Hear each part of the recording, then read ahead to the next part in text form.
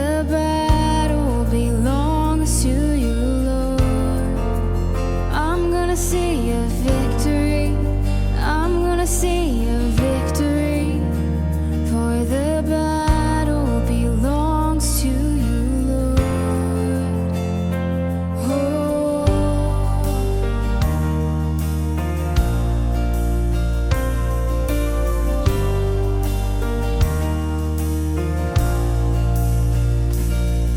There's power in the mighty name of Jesus, and every war he wages, he will win.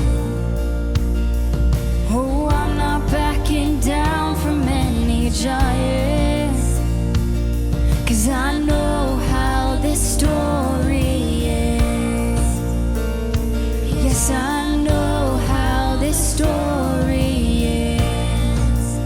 I'm gonna see a victory. I'm gonna see a victory. For the battle belongs to you, Lord. I'm gonna see a victory. I'm gonna see a victory. For the battle belongs to you, Lord.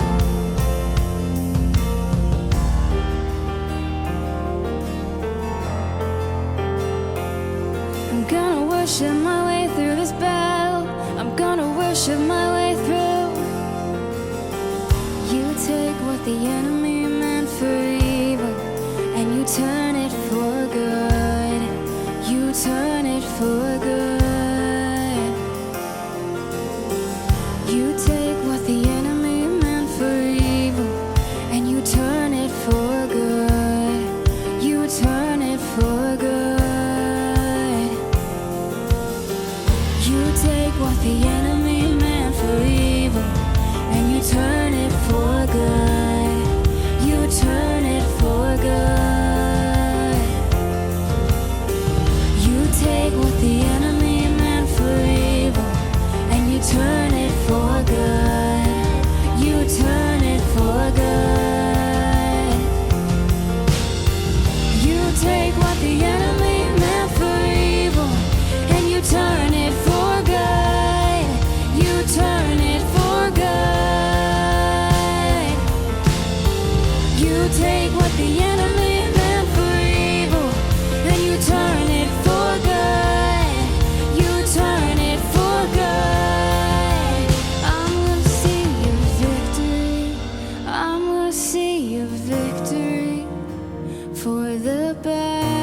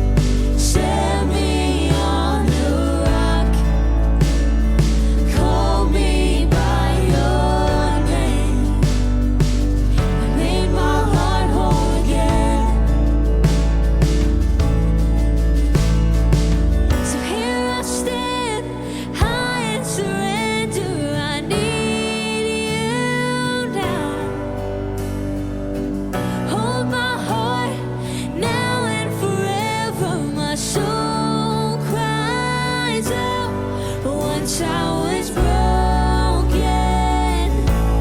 but you love my whole heart through. Sin has no hold on me, 'cause your grace holds me now.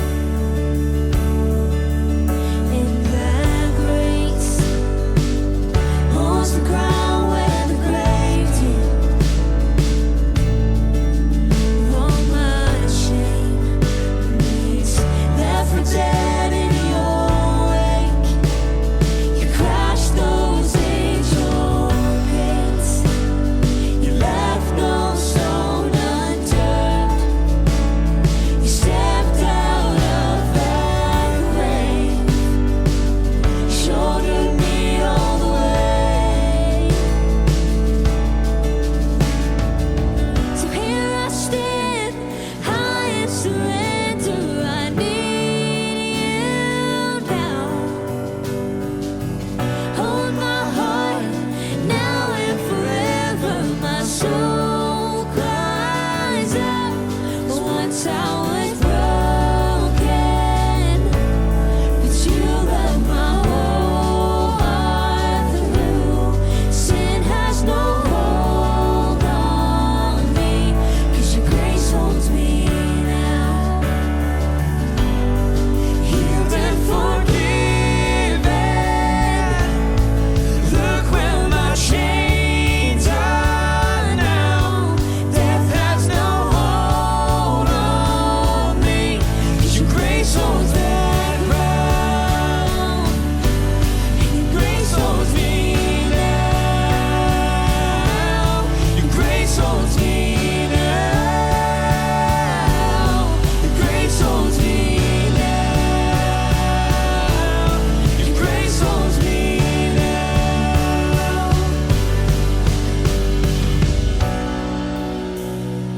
I surrender, I need you now. Hold my heart now and forever. My soul cries out. Here I stand, high in surrender. I need you now. Hold my heart now and forever.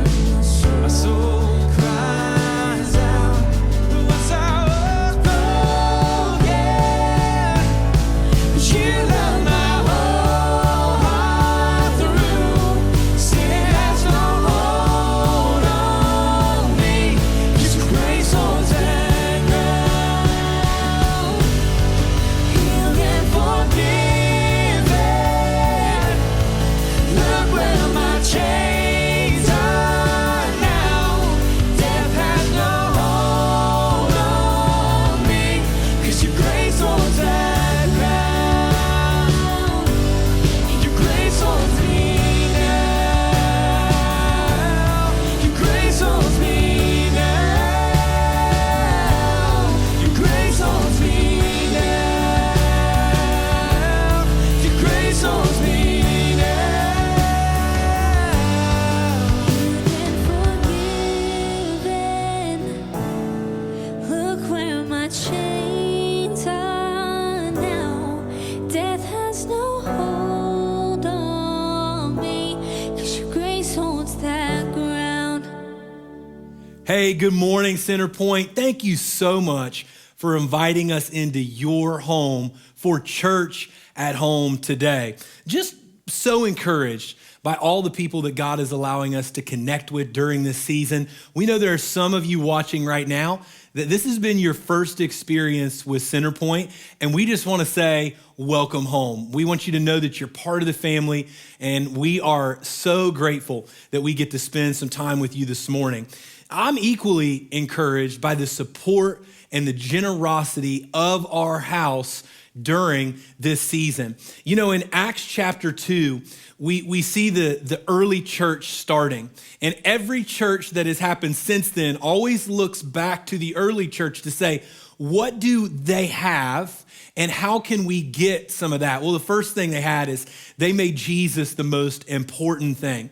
It was the number one thing on their list. They didn't get caught up in a lot of non-essential things. They focused on the main thing, and that main thing was Jesus. But then they did something else that was just so beautiful and so wonderful. They loved God, but they also learned how to love people so well. And in Acts 2:45, we see this picture unfolding of what that early church looked like. And it says that they were gathering. It says that they were sharing meals together. And then don't miss this. It's so important. It says that they helped one another with whatever needs people had. In other words, they took their resources, they took their energy, and they realized they were part of something bigger than themselves. What I love about this season that we're walking through right now as a church is that we are getting to see Acts chapter 2 lived out in the heart of the house at Centerpoint Church. We are watching you give generously in a season that's full of uncertainty.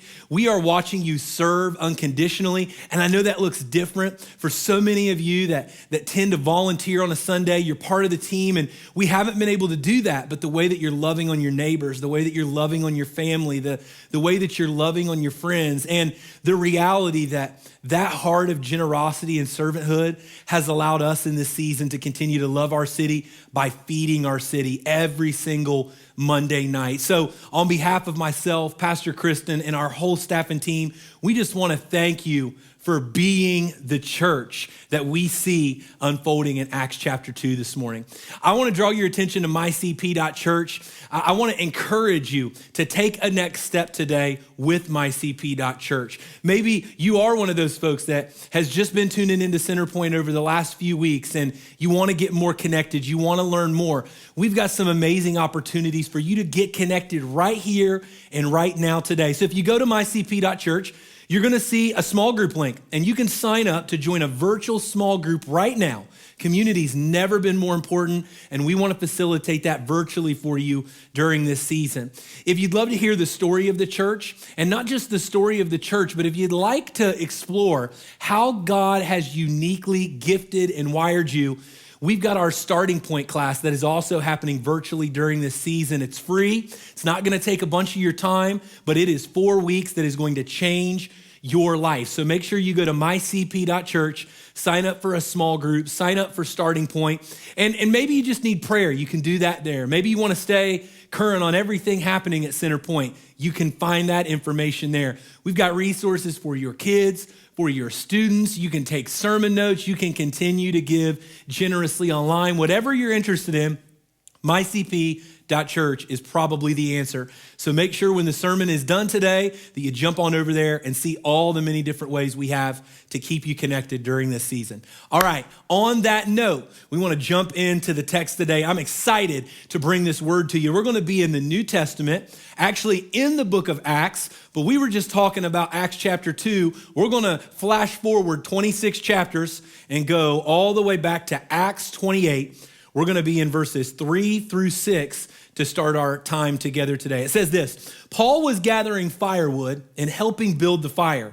A viper had been hiding in some of the wood, and as it tried to escape the heat, it bit Paul on the hand. It sank its fangs in and it wouldn't let go. The natives saw it dangling from his hands, and they said, "This man must be a murderer. He escaped the sea, but now justice is caught up with him." Paul simply shook the snake off into the fire and suffered no harm. The natives knew what to expect: rapid swelling followed by death. But when they waited a long time and saw that Paul suffered no ill effects of the bite, they changed their minds and concluded that he was a god. I've entitled this sermon today, "When Bad Gets Worse." Come on, drop that in the comments this morning. When bad gets worse. If you're taking notes, write that down this morning. When bad gets worse. Last summer, Pastor Kristyn and I had the opportunity to travel with some friends, and we found ourselves doing all these planned and these guided excursions where people picked us up and told us where to go and what to do and how long to stay there. And we were with a group of pastors, and just a little insight into the life of the pastors. We don't like being told by somebody else what to do. It's something that God's got to work with all of us on a regular basis. I like to tell other people what to do, and I don't like somebody telling me what to do. Can I get a good amen this morning if anybody relates to that? And so we found ourselves on this trip, taking all these guided excursions. And one night we just all sat down and we said, you know what? We're done with this. We don't want anybody else to tell us what to do.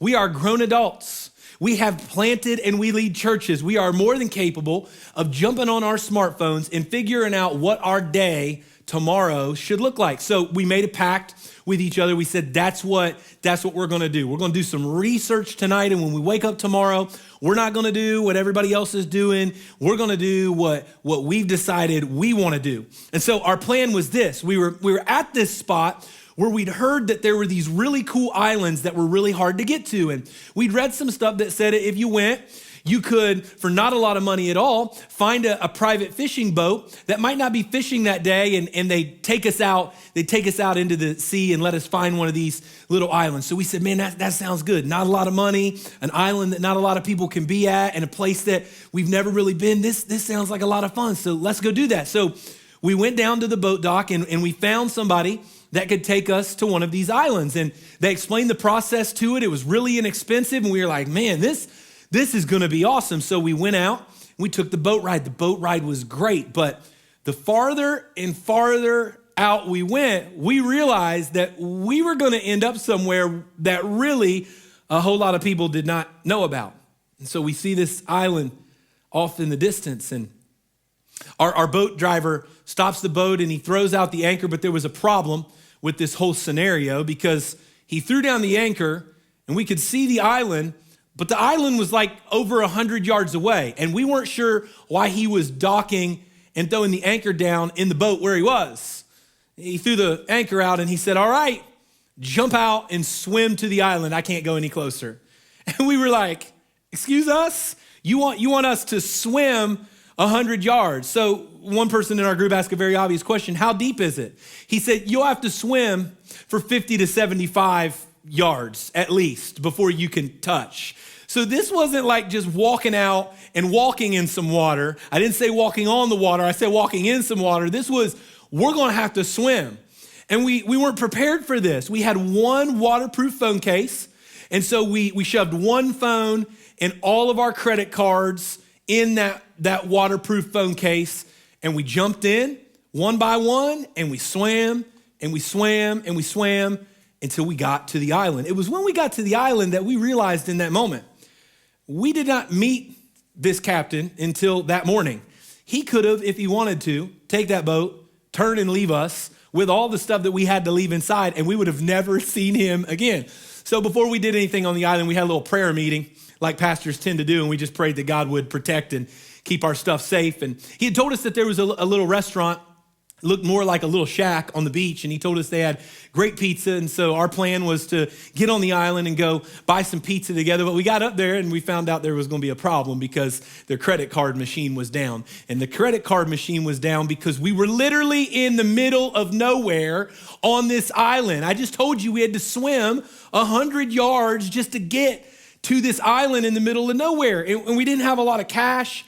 And so we're scrounging together the cash that we had, and we were like, all right, there's, let's see, 1, 2, 3, there's 8 of us. We can buy one pizza and some Cokes for everybody. That's all we're gonna get today. And we're sitting here thinking to ourselves that all of a sudden, a guided excursion where we knew everything was taken care of and good to go didn't seem like such a bad thing anymore. We all have moments in life when the bad gets worse. Some of us are there right now, aren't we? Let's just be honest and lean in this morning. We might have been struggling before this pandemic started, but now that we're in the middle of it, we're struggling more than we thought possible. Paul can relate. I want to back up and give you some context on the story we just read of Paul's life in Acts 28. There's 27 books in the New Testament, and the Apostle Paul is credited with 14 of them. Acts is one of the most important books in all of the Bible because it lays the foundation for the church and what the church should look like and will look like post-Jesus. Half of Acts ends up focusing on the life and on the ministry of Paul. And so there's some things you need to know about Paul in order to properly understand the story we just read this morning. It would be helpful for you to know that the Apostle Paul was raised as a Roman citizen. And because of that, he likely had a privileged life. He studied Judaism, we know that, and he ultimately ended up becoming a Pharisee. Yes, the same kind of Pharisee that hated Jesus. In Acts 9, while the early church is booming, we see that Paul is hating everything about this movement called the church. He's trying to arrest, and he's even trying to kill Christians to squelch this movement of Christianity. But where Satan had plans for evil, God was about to do something so good. Come on, drop a "so good" into those comments if God has ever done anything in your life that was so good. Come on, right here and right now, just drop it in the comments and let everybody watching know that God's done something so good in your life. Paul didn't know that God was going to do something so good in the moment, but God was working behind the scenes.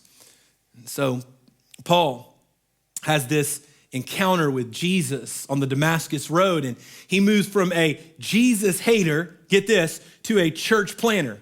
And his church planning gets him into all kinds of trouble because Paul said what needed to be said, whether people wanted to hear what he was saying or not. And he stepped on the toes of the same religious folks that he used to be a part of. I probably need to stop right there and just invite you into this reality this morning. For those of you that might be new to this whole church thing, you think that this is about religion this morning. It's not about religion. It's never been about religion. It's always been about relationship. That was what was so unique about Jesus calling on this earth. When Jesus shows up, there's a lot of people that knew about God, but they didn't really know God. They didn't have a relationship with him.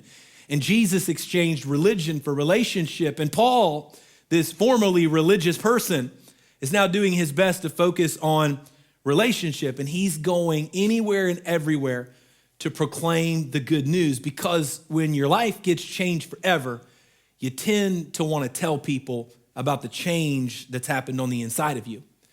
At our point in the story, Paul has just been sentenced to 2 years in prison for teaching people ultimately about the love and the grace of Jesus. The actual charge was called profaning the temple, meaning that the Apostle Paul showed up in the church and he said stuff that church folks didn't want to hear. And so they made up this bogus charge. They didn't like him teaching. And as part of his appeal, he sent on this cruise from Rome to Jerusalem with 276 other people. Most of those people were prisoners. And I know I said cruise, but I need to make this really clear. This was not a Royal Caribbean cruise line, all right? There's no drink tickets to the cruise bar late at night. There's none of that. He's with a bunch of prisoners on a ship, and they have this bad weather that rolls in, and the cruise ship hits a reef. So kind of think of it like this. It's like Titanic, except instead of hitting an iceberg, they hit a reef, and it's Paul and a bunch of prisoners instead of Leo and Kate. You with me? That's kind of the scene that we're dealing with here. But the same amount of panic that was happening on the Titanic is happening on this boat, because everybody's tripping out, specifically the soldiers that were in charge of all the prisoners. And so they have this idea, and they go to the commanding officer and they say, hey, listen, we're going to be in trouble if we lose these prisoners and they escape and they end up showing up somewhere else. So instead of losing the prisoners, how about we just go ahead and kill the prisoners, all of them right now, and then we don't have to worry about them getting away. But the head officer and commander said, no. There's a reason he said no, because the Apostle Paul had found favor with the officer that was in charge of the ship. He says, no. Let's go ahead and cut everybody loose, and let's tell them to swim to the island. Because once they get to the island, we can find them on that island. Let's just all get safe, because our ship is about to sink. And so that's what happened. They cut everybody loose. Everybody jumps into the ocean, and they start swimming to that island. I don't know how far away it was. I don't know if it was 100 yards away, if it was more, if it was less, but I know that when you're swimming for your life, it's gonna seem like an eternity, and you're gonna be grateful when you finally get there. Well, there's a mini miracle in the story, because the truth is, in the middle of a storm like this, there's no way everybody should have made it to the island, but all 276 people on board made it to the island of Malta. And the people in Malta are being awesome to everybody that's just made it to the shore. They're making small talk. They're helping them dry out. They're talking about the local tourist attractions. They're offering them dinner at their favorite restaurant, their favorite drink spot. They're having a good time with all the people that just got on shore. And someone in the middle of all this decides, hey, it's getting kind of late and we really do want to keep you here for dinner. So let's just go ahead and build a fire to help you dry out and we can cook some food on it. Paul's cruise is finally looking more like a cruise, isn't it? I mean, it's like he was on a destination and he's probably thinking to himself, you know what? This isn't so bad. I just came from a place where people sentenced me to 2 years and threw me on a prison ship. And now I'm on an island full of people that think we're all pretty special. And he's like, you know what? I'm in a good mood. Let me go help build the fire. And then after I build the fire, I'm gonna sit down and enjoy my pina colada with the fine people on this island and get my vacay started. But you read this part of the story. He goes over to a pile of wood, get ready to build the fire. And in that moment, the snake bites him. That moment matters. It matters because it's one thing for bad to go to worse, but it's another thing when the bad was starting to get better and then it gets worse, right? Think about Paul's story so far. He gets arrested. He's falsely charged. He becomes a prisoner on a prison ship. I think we can all agree, regardless of your perspective in life, that that's a bad set of circumstances. Then in the middle of the arrest and the false charges and becoming a prisoner on a prison ship, the prison ship that Paul is on ends up getting shipwrecked. That's bad. Nobody would want to find themselves in that situation. Paul makes it to the island. He's alive. The people on the island are happy.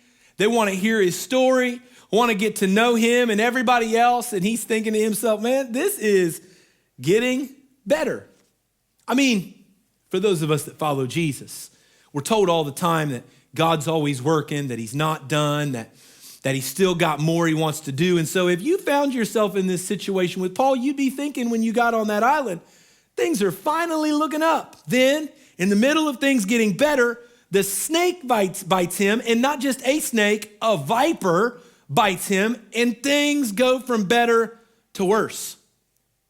Can we just be honest and admit that almost every single one of us having church at home and watching this word today, man, we were excited for the year 2020, weren't we? I mean, even the biggest pessimist watching this right now was like, you know what? A new decade, sign me up. I'm ready for that. That's a cool thing to live through. I'm ready to live through this. We're like, man, this is gonna be my year. Man, I'm so excited about everything that's gonna happen in 2020. This is gonna be an amazing year. I'm gonna get that job, right? Some of us were thinking, I'm gonna buy that new house. My dream is gonna come true. Thinking I'm gonna bump up my grade students before I graduate. You were all excited about it. You're gonna be a different person this year in school. Some of us were having some big, audacious fitness goals. And we're like, man, this is the year that I'm hitting my goal weight. It is gonna happen no matter what I have to do. I'm gonna make it happen. And now we're looking at 2020, right? And we're like, I wanna reset and a reboot and a restore of the year 2020 because it turns out that the system had a virus in it. And I don't want anything to do with this year anymore. What is wrong with this year that was supposed to be great? Because now we're sitting there, we're looking at ourselves and we're thinking, I'm in the same old house. I might not even have a job. I'm not positive I'm gonna get to graduate. Even if I do, I don't think I'm gonna be walking. And instead of losing weight, I'm eating flaming hot Cheetos, sitting on my couch, binge watching the Tiger King. What in the world has happened to the year 2020? This was my year. It was full of promise and it was full of potential. And in the middle of feeling like things were finally gonna get better, they started to get worse. Maybe it's just me. Maybe it's just me, or maybe some of you can relate this morning. I want you to write this down in your notes and drop it in the comments this morning. Write this down. God's not done. Go ahead. I'll wait for you. Write it in your notes. Drop it in the comments. As a matter of fact, just go ahead and do both. Write it down. God's not done. I know there's still some people out there, you haven't done it yet. That's okay, we'll wait for you. Some of you haven't done it yet because you're not sure if you believe it, but I just want to encourage you to take a step of faith this morning, and I'm going to prove to you that God's not done. Write it down, God's not done. I told you I was going to prove it to you, and I want to honor my word and prove it to you, because we stopped reading our story after verse 6, but there's another 24 verses in Acts 28. And at the time we get from verse 6 to verse 7, one verse later, we see already that God was not done and that he was working in the background in ways that Paul wouldn't have been able to see in the moment. So look at this. In Acts 28, 7 through 9, the leading man on the island, Publius, owned large amounts of land near this beach. Publius received us and hosted us for 3 days. Publius's father was sick, bedridden with fever and dysentery. Paul visited the invalid and prayed for him, placing his hands on Publius's father. The man was cured. Soon, people from all over the island, don't miss that detail, people from all over the island who had diseases came, and they were cured as well. Did you hear the way that story continued on?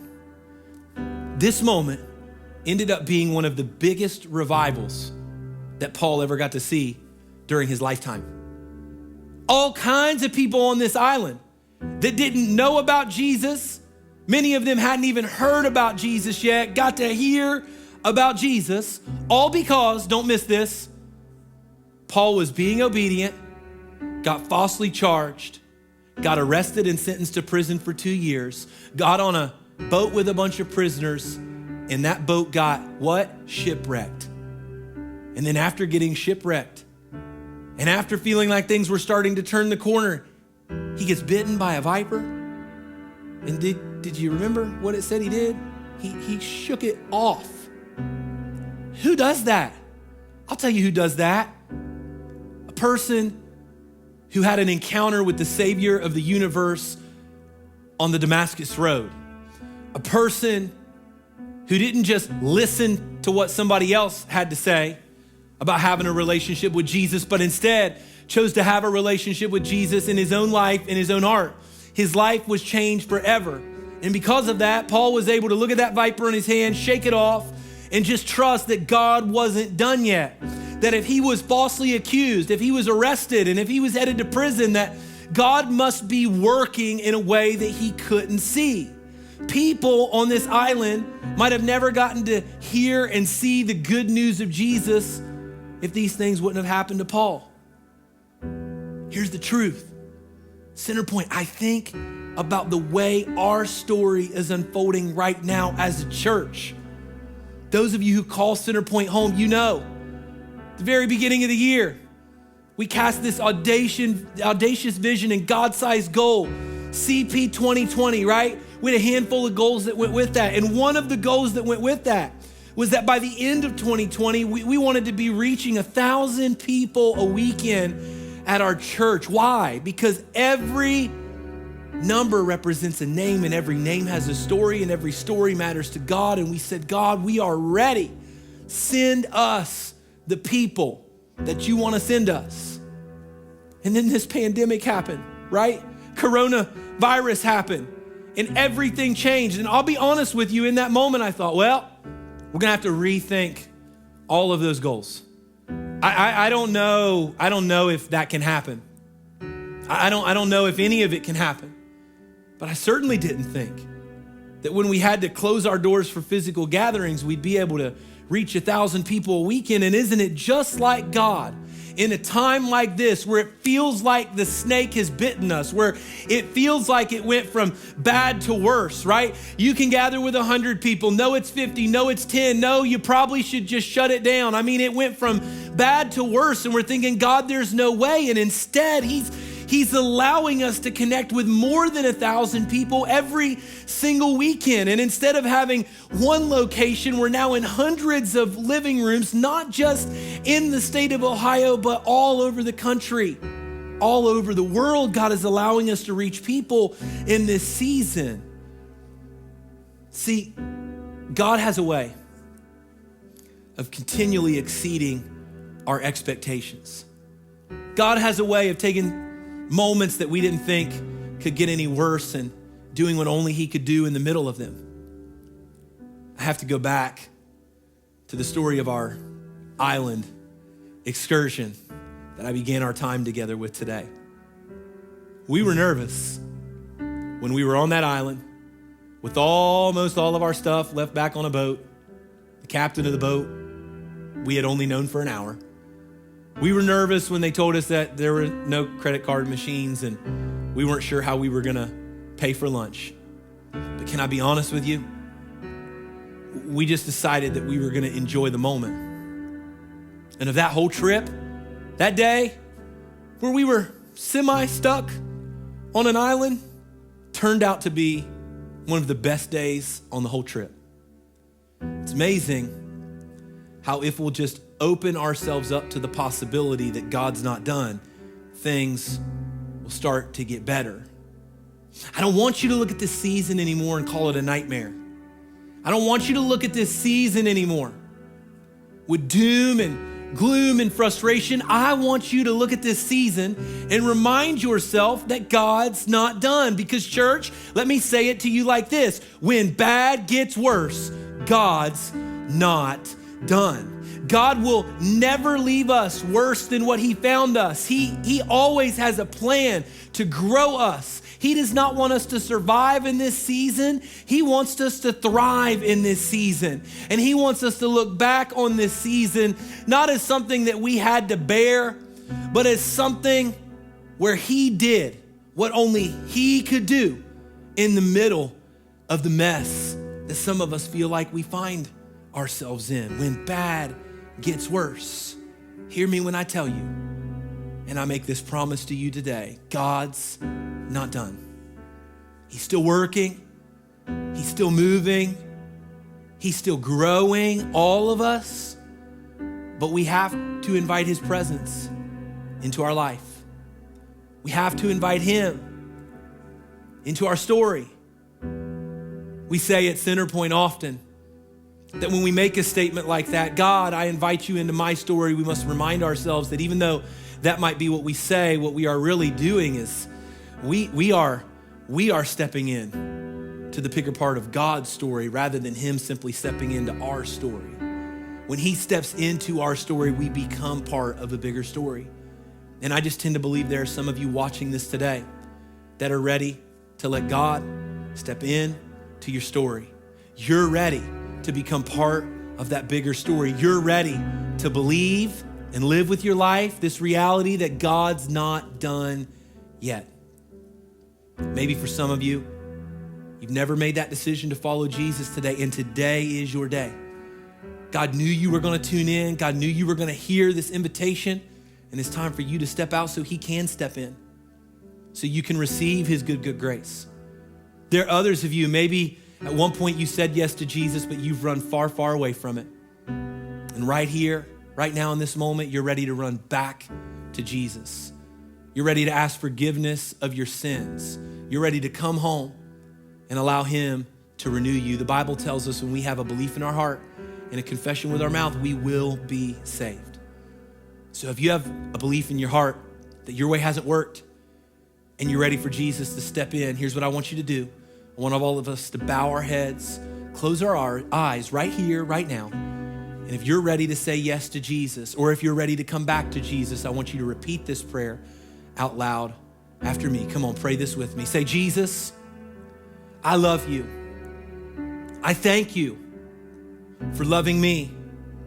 I thank you for believing in me when I didn't believe in myself. I ask forgiveness for my sin. I ask forgiveness for my mistakes. Come into my life.